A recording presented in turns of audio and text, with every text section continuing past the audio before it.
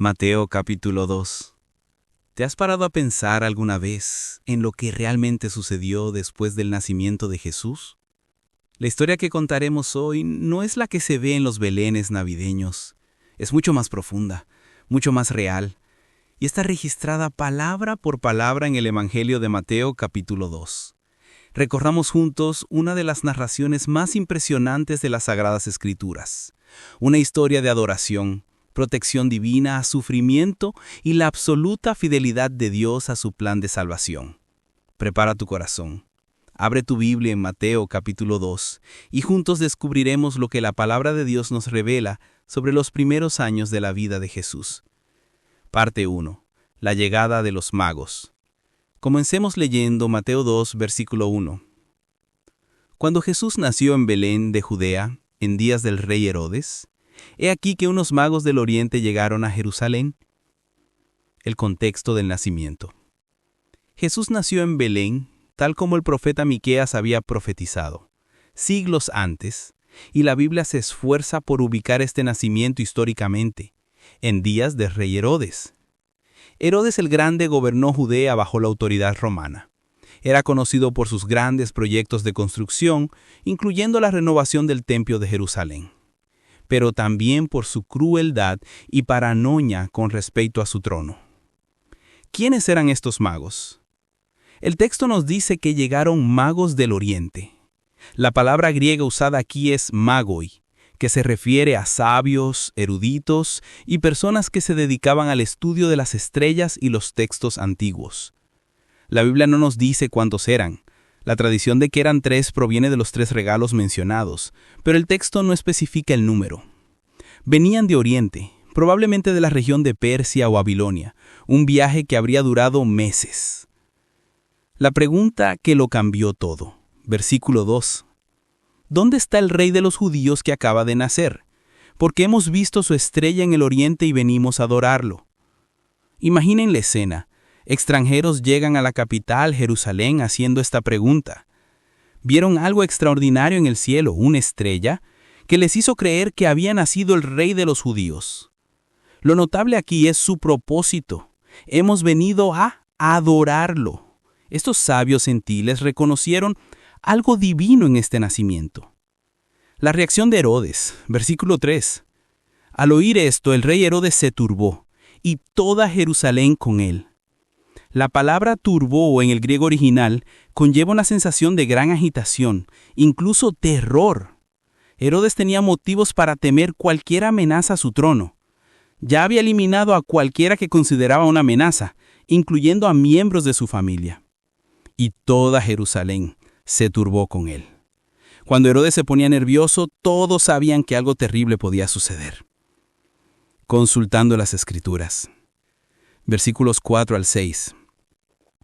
Y convocó a todos los principales sacerdotes y escribas del pueblo, y les preguntó dónde había de nacer el Cristo. Le respondieron, en Belén de Judea, porque así está escrito por el profeta, y tú, Belén, de tierra de Judá, no eres la más pequeña entre los gobernantes de Judá, porque de ti saldrá un caudillo que pastoreará a mi pueblo Israel. Herodes convocó a los expertos en las Escrituras. Su respuesta fue inmediata y precisa: Belén. Citaron la profecía de Miqueas 5:2. Llama la atención que los líderes religiosos supieran exactamente dónde nacería el Mesías. Conocían las profecías, pero no hicieron nada con este conocimiento. No fueron a investigar, no se molestaron en buscar a este rey prometido. Belén estaba solo a 10 kilómetros de Jerusalén. El plan de Herodes. Versículos 7 y 8. Entonces Herodes, llamando en secreto a los magos, les preguntó exactamente a qué hora había aparecido la estrella, y los envió a Belén diciendo: vayan y busquen con cuidado al niño, y cuando lo encuentren, háganmelo saber, para que yo también vaya a adorarlo. Herodes actúa con astucia. Llama en secreto a los magos, averigua cuándo apareció la estrella, información que luego usaría, y los envía a Belén con una mentira, para que yo también vaya a adorarlo. Sus intenciones, como veremos, eran exactamente las contrarias. Parte 2. La adoración de los magos. Versículos 9 y 10. Después de haber oído al rey, partieron, Y he aquí, la estrella que habían visto en el oriente iba delante de ellos hasta que, llegando, se detuvo sobre el lugar donde estaba el niño.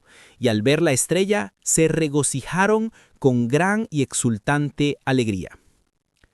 La estrella los guía. La estrella que los había guiado en este viaje ahora los guía de Jerusalén a Belén. El texto dice que iba delante de ellos hasta que se detuvo sobre el lugar donde estaba el niño. Y cuando volvieron a ver la estrella, se regocijaron con gran y exultante alegría. Imaginen la emoción después de meses de viaje, después de dudas, después de incertidumbres, la confirmación de que estaban en el camino correcto. Encontrando al niño. Versículo 11. Y al entrar en la casa, vieron al niño con su madre María y, postrándose, lo adoraron. Luego, abriendo sus tesoros, le ofrecieron presentes: oro, incienso y mirra. Observen los detalles que nos da la Biblia. Y al entrar en la casa, ya no es el pesebre. José encontró un hogar para su familia en Belén. Esto indica que había pasado algún tiempo desde el nacimiento. Y al ver al niño con su madre María, el enfoque se centra en el niño. Se menciona a María, pero era a Jesús a quien buscaban. Y postrándose lo adoraron. Se inclinaron completamente, en una postura de adoración. No era solo respeto ni honor, era verdadera adoración. Los 3 regalos. Y al abrir sus tesoros le ofrecieron presentes: oro, incienso y mirra. Se mencionan 3 regalos específicos. Oro, un regalo digno de reyes. El oro simbolizaba realeza, riqueza y poder. Era un reconocimiento de que el niño era rey. Incienso. Se usaba en la adoración a Dios en el templo. El incienso se quemaba ante el Señor. Este regalo reconocía la divinidad de Jesús. Mirra. Un aceite aromático usado, entre otras cosas, para preparar los cuerpos para el entierro. Un regalo que proféticamente presagiaba el sufrimiento y la muerte que Jesús enfrentaría. Estos regalos no fueron elegidos al azar.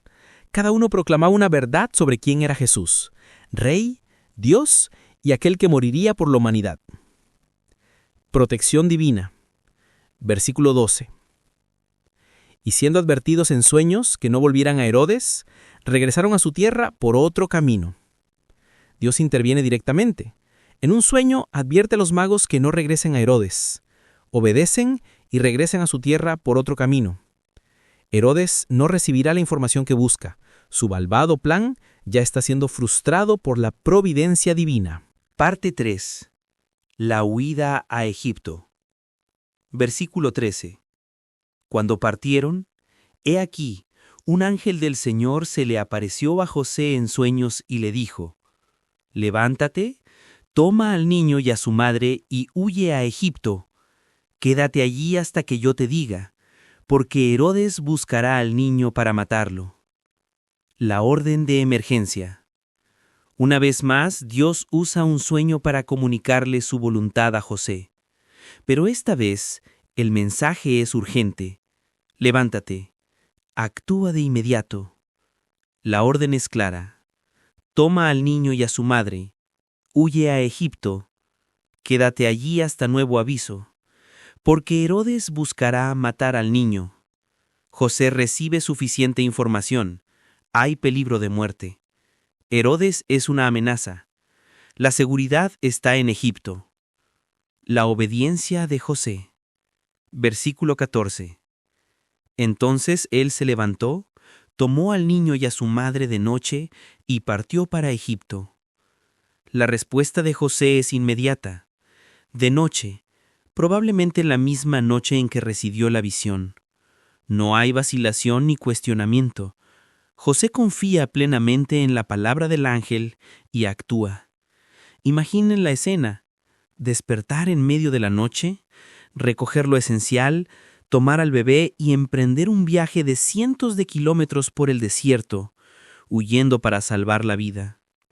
José demuestra una fe obediente. No lo entiende todo, pero confía plenamente en Dios. En el exilio. Versículo 15. Y permaneció allí hasta la muerte de Herodes, para que se cumpliera lo dicho por el Señor por medio del profeta: De Egipto llamé a mi hijo. La familia permanece en Egipto. Mateo nos dice que esto cumplió la profecía de Oseas 1:1. Es fascinante cómo Dios teje su plan a lo largo de la historia. Así como el pueblo de Israel fue a Egipto y de allí Dios los llamó, ahora Jesús, quien representa al verdadero Israel, el Hijo obediente, va a Egipto y de allí será llamado. Jesús está reviviendo la historia de Israel, pero esta vez cumpliendo perfectamente lo que Israel no logró realizar. Parte 4. La masacre en Belén. Ahora llegamos a la parte más difícil de esta narración. Versículo 16. Cuando Herodes se vio engañado por los magos, se enfureció y mandó matar a todos los niños de Belén y sus alrededores, de 2 años o menos, según el tiempo que había inquirido con precisión de los magos. La furia de Herodes. Herodes se dio cuenta de que había sido engañado. Los magos no habían regresado. No tenía la información que buscaba. Y su respuesta fue de extrema furia. Tomó una decisión terrible: eliminar a cualquier rival potencial matando a todos los niños de Belén y sus alrededores, de 2 años o menos.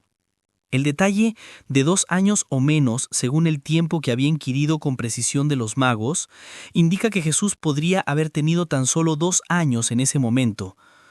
Herodes quería asegurarse de que ningún posible rey de los judíos escapara.